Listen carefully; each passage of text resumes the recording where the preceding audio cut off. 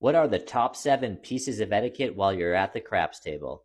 Part 2. Number 5, do not place bets late on the table. This means once the stick man takes the dice and says dice are out and starts passing them to the shooter, you should not be placing any more bets at that point.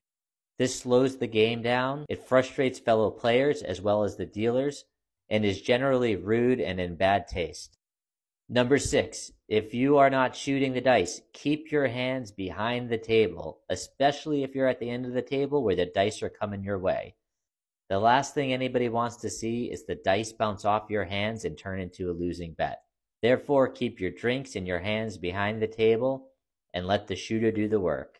And finally, number 7, never, ever, ever, under any circumstances, say the number 7 out loud at a craps table.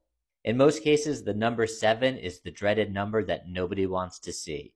Yes, there are circumstances on the come-out roll where the 7 wins, and of course, if you're playing from the don't pass line and betting with the house, then a 7 also wins for you as well.